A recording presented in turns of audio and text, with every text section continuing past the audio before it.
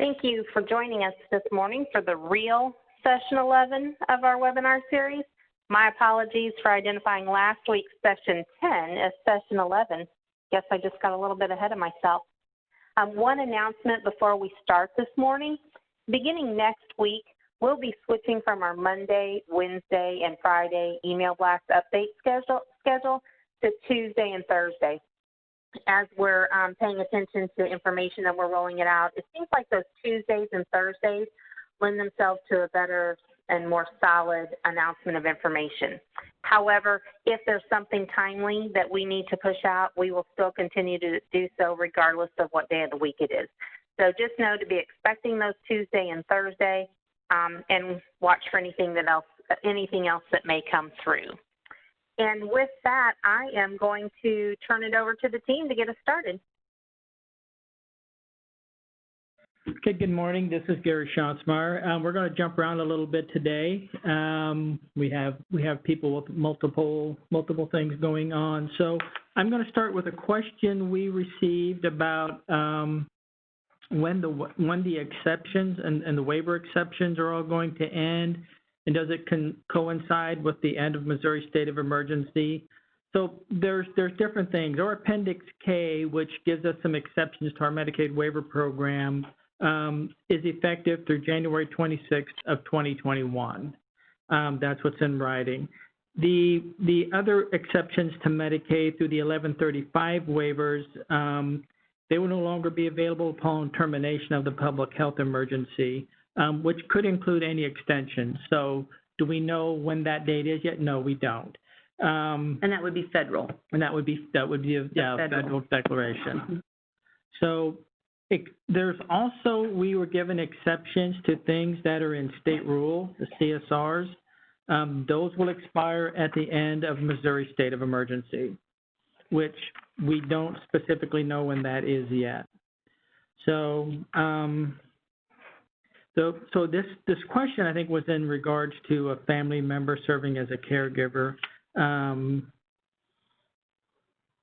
That was part of the Appendix K, or was not. So there's that. I think we'll also cover some stories from the field. So I get to talk about one today, and this one came from a mom who uses self-directed services to care for their daughter in their home, 20-year-old who loves life and loves the people in her life. And so this had, with medical complications, this COVID created a lot of challenges for them, but really believes that the self-directed program allowed her to find the right staff and to keep staff that really were able to keep their daughter at home without being able to go out into the community and provide a lot of active support for her, and took it upon themselves to limit their own exposure so as to keep her safe. And so really believes the self-directed program allowed her to find the right staff and to pay the wages that she needed to keep the right folks on, and just very thankful for that program. And with that, I'm going to turn it over to Kim Stock.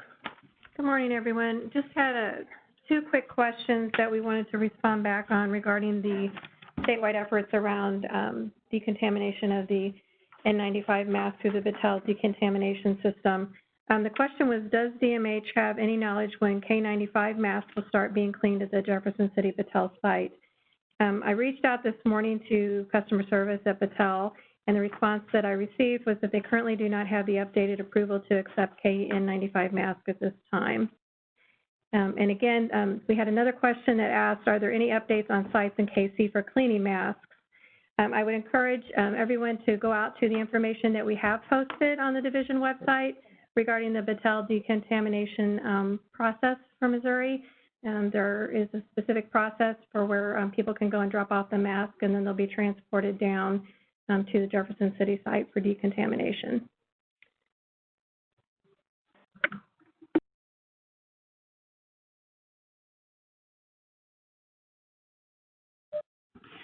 So this is Wendy, and the rest of our update is really Val's part about the Fusion update and information on testing, and then there's some questions that she's going to be able to answer.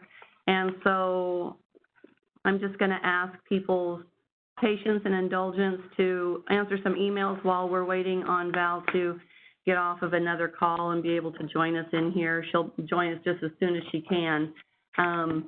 So I hope that works out for everybody. It's a few minutes right now while you can get a cup of coffee, run to the bathroom, answer some emails,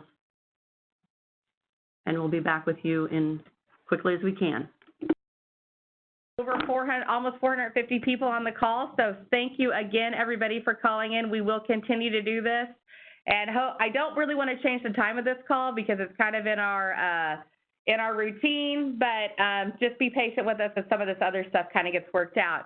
So why was I late? Testing is why I was late. We are talking about testing, and we're talking about it all over the state. We love testing. Testing makes a huge difference. If you've got any apprehension about why testing is so important, give us a call and we'll talk you through it, answer your questions, find answers to the questions that we can't answer.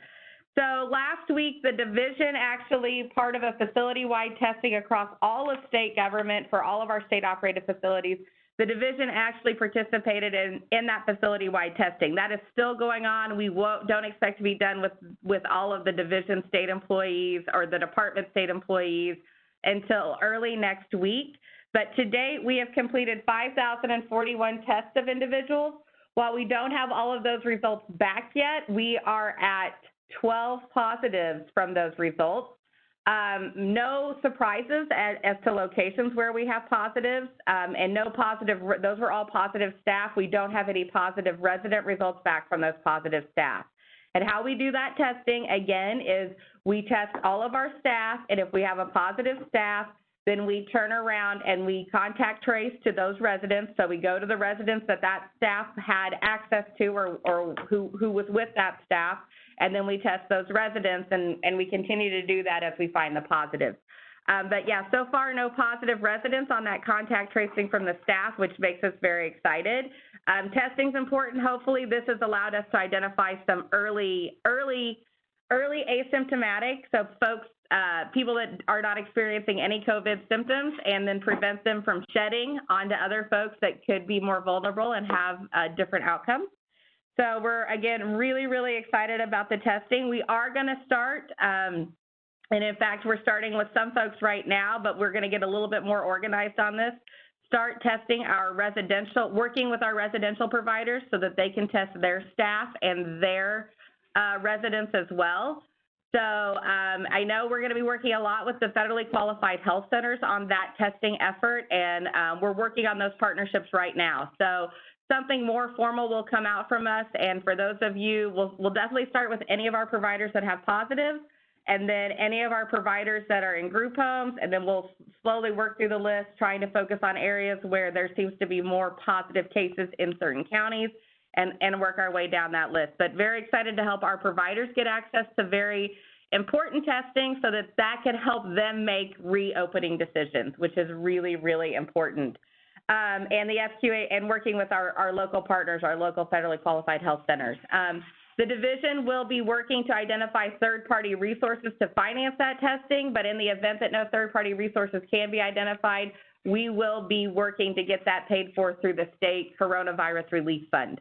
So again, testing is a key component to reopening the state. It's a key component to consumer confidence, and it's a key component to just ensuring safety for everybody that we support. So we're really looking forward to continue to roll that effort out across the state and protect our vulnerable populations.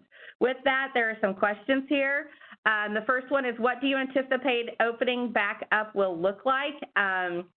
So I'm thinking right now about where we're at as just as state facilities, and we're going to get our baseline testing done. So we're going to know if we've got any positive residents, if we've got any positive staff. If we don't have any positive residents, we don't have any positive staff, we're in an area of the state where there does not look to be outbreaks, then again, we will look at this on an individual basis. But my goal is to get families back together, to get visiting reoccurring, and to get individuals back out in the community. But again, that is an individual decision. and there's a lot of steps through that. So just don't forget that. Opening back up, I mean, and this is what I want to say about testing. Because we're going to have baseline testing doesn't mean that testing's done. We're going to continue to do surveillance-type testing with facilities and with providers through vaccination time. So, you know, I always joke that the test is where we pick your brain. Testing is evolving every day, and I know you guys see that on the news. Right now, Missouri is still pretty much a scratch your brain kind of testing state. But we are looking at, we are working on getting those other testing options available to Missourians. But it's a key part to opening, and maintaining that testing rhythm is also a key part to staying open. So just what until there's a vaccine available, those are some really important things to remember. After opening back up, will you allow families to visit their loved ones again in your facilities? That is my goal, is to try to figure out even how we do that, even on a limited basis. So it may be that you don't necessarily go into the actual home where someone lives, but maybe we can, it's summer, maybe we can head out and meet in some of our nice grassy areas. That's one of the advantages of state facilities. We got lots of nice grassy areas, but I definitely want to work on getting our families reunited again. That's really, really important to me, and as is keeping everybody safe. So, who will pay for all staff to get tested? And that is something that I think I just addressed. Again, we're, of course, going to look for third-party opportunities to get that paid for. If that's not available, then we will utilize that Corona Relief Fund. I'm not sure, since I've had this conversation 3 times this morning, if I repeat myself, I'm sorry. But one of the things that we like to tell people or remind folks is that our providers don't have COVID-19 testing built into their rates. And we know that our rates are not adequate as they are. So adding expenses is not something that we're interested in doing at this time. And we've got a lot of support for that. So everybody seems to understand that that is it. I mean, if we can find third party, we should take third party. But if we can't find third party, then we need to be covering that cost. And another thing I like to talk about when we're paying for testing is testing needs to happen now. And we all know about insurance, and we all know that you can always pay now and seek reimbursement later. So that doesn't mean we won't continually look to try to find the right types of reimbursement for this testing. We will, but we can't put off the testing until we can find that right type of reimbursement. So after testing, if a majority of the agency's staff are positive, is there a resource for helping them? So first, I want to address this question, first of all, by saying, as a provider who's had outbreaks, we've never had a majority of our staff test positive, and I would be surprised if that were to happen. They are doing a lot of box-in long-term care facility testing right now, and it's not something they're experiencing either. I understand that the thought of it causes anxiety. Trust me, I was there in March, so I totally get that.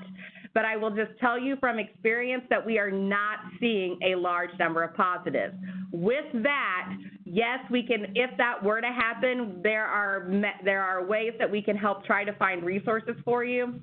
There's the DMAP through FEMA. There's the volunteer health corps. So if we run into that, we can work through that with any provider. So please don't make staffing be the reason you have apprehension around testing, because I will just tell you from experience, while it is just so traumatic, and we've been through it, and you guys have heard me go through it, it really has actually not been as scary as I thought it was going to be. So there's that question. Once open back up, how often do you anticipate testing staff and individuals? So that goes back to that surveillance testing. So it's a great question. Whoever sent that in, thank you so much, because you understand how important surveillance testing is. So we're looking right now at state facilities doing 10% a week, so to speak. And we will determine where that 10% rolls out. So when we originally kind of looked at, we started talking about this in early May, how we would do that surveillance testing for state facilities. We were probably going to really focus a lot of efforts in the St. Louis area and probably do those 1, 2, 3 weeks, and then the 4th week do all facilities across the state. Now that once we get through our baseline testing, that will actually dictate probably how we divvy out that kind of surveillance testing. But right now, we're looking at about 10% of our staff and residents that mix together, that number, and to do that across our whole system a week. So if you're a tiny agency of 100 people, staff and residents, do I think you need to do 10 tests a week? I'm not sure about that. Your cadence may be a little bit more spread out, okay? You may want to do 25 a month or something like that. So, but we'll continue to try to figure out how that looks for different sized agencies, and that's also a really, really good question, but I'm grateful that you guys understand the importance of that surveillance testing. And then we support testing for everyone to get the baseline, but of course our concern would be if a number of people chose to self-quarantine at home while waiting the results. So that's not necessary. We don't do that in any of our facilities. And if someone doesn't show up to work when they're supposed to not show up to work, that's a no-call, no-show situation for us. So if there is not a staggering type approach to getting people tested, this could cause an already staffing crisis pushed into danger or crisis. Say if everyone from one location were to get tested within 24 hours of each other. Okay, I will tell you also that's not possible. It is physically not possible to get that much testing done in one place. I highly recommend phasing testing it, and when we're going to work with a lot of you on getting this. Now, if you can get ahead of us on getting your baseline testing done, great, go do it. Please don't wait for us to call you. But if you're waiting for us, we will, as we work with providers on doing baseline testing, we highly recommend that you phase this in, mostly because it's a lot of information, it's a lot of work. Yeah, I mean, it took us 4 days, I think, to do Bell Fountain, and that's a facility where everybody is really used to testing because we've been doing outbreak testing there since early April. So it's not like we're not really good at it. We're really good at it, and it still takes you 4 days. We try to catch employees when they're at work. We don't try to force employees to come into work for this baseline testing. So do remember that. Also, lab capacity the state's lab capacity can't handle that volume of tests at one time. And so that's why I think it's really important that people do the testing kind of based on what they know. And that's why we're really focusing on this provider testing more at the, we're going to work with our folks that have positive first. We're going to work at our group homes that are in what we consider hotspot areas. And we'll continue to work on everybody else too, but we recognize that there's only so much capacity in the system right now as well. So my goal for the whole Department of Mental Health on residential community provider testing staff and residents right now is 1,000 per week. I think we will exceed that, but that's my goal because to me that is realistically what the system overall can handle. There's more to this question. How is the state handling their situations where they've started mandating testing? Is there an assigned rotation? Of course, we're talking about people that don't have any symptoms. Yes. So like I said, the way we do it right now is we try to do it based on shifts and when people are going to be there. So one facility I know we did, we've done testing 5 days, 6 days, 7 days. So it's not like we just do all of our testing in 2 days. We don't. So I know that, again, there's some logistics around that you'll have to work through, and that may not be an option for all of you, but that is kind of how we've been doing it. And even in talking to the SQHCs that we're talking to about how they roll this out, I mean, they're looking at doing 50, 60, 100 people at a time. So just think about it like that. But I know it's scary. I know it causes anxiety. And you know what? Just getting to this point is so huge, and getting people tested is so huge, and getting a rhythm for testing is so huge, and getting access to the data so you know what's going on in your counties. Those are all the things that make a difference as we move to these next steps of reopening and just reuniting everybody and getting everybody back out into the community. And so are there any more on this page? No. Yes? Is that one? Oh, I did not get this one. After testing is, oh, no, yes, I did get that one. Okay. So Gary seems to have another question, I think, so I'm going to go to him. Kim is running the question board today. Thank you, Kim. So we got a question about the timeline for the transition over to Acumen from PPL. Gosh, I wish we had one. The RFP is still under protest, so Office of Administration Purchasing has been kind of swamped with other things right now, so there's a couple protests we have over there that we're waiting to be resolved. But PPL's contract is just being extended as long as we need it to get the transition done. So I don't have a specific date at this point.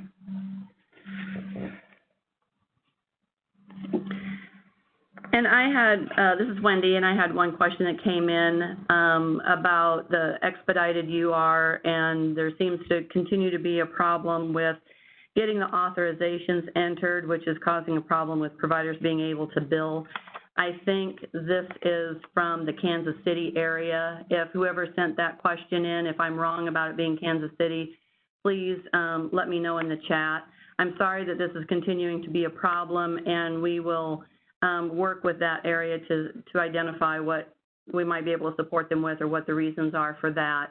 And if there are any other regions out there that are continuing to experience that, will you please email, send an email to ddmail@mo.gov, is that right? Or you can send it to me, wendy.witzig@dmh.mo.gov, so that we can just know where we're having difficulty still with the regions that that's happening in, and we can work with those teams better.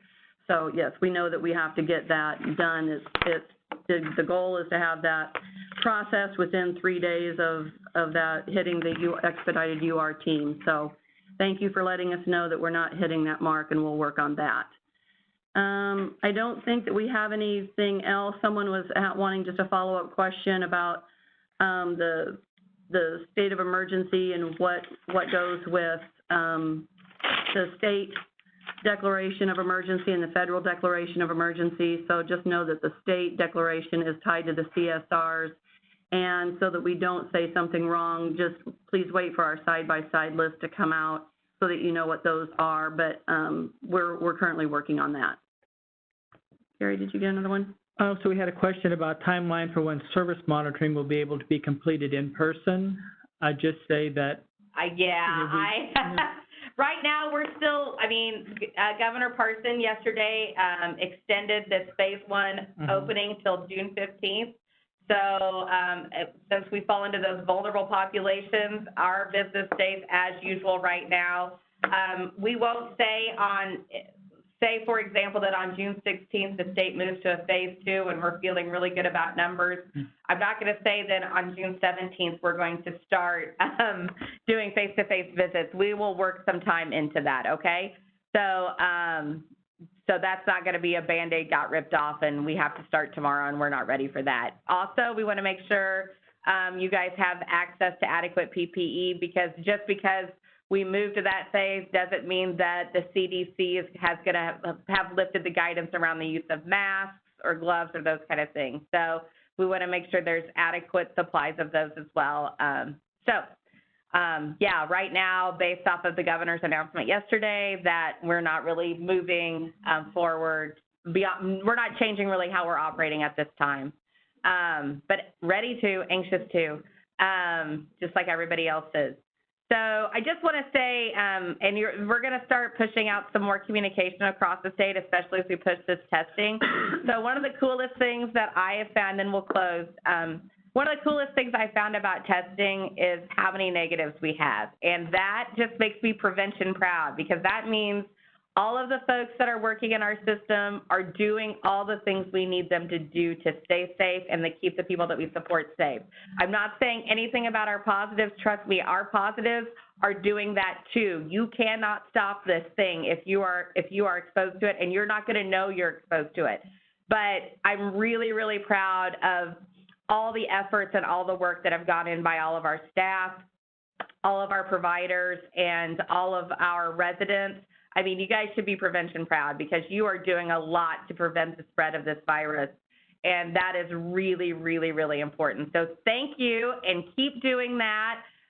Keep washing your hands, keep wearing your masks, keep social distancing, enjoy the outdoors this weekend. And she's going to put up a new number. Hold on. I feel like we're at the 457 callers today. So thank you all for calling in.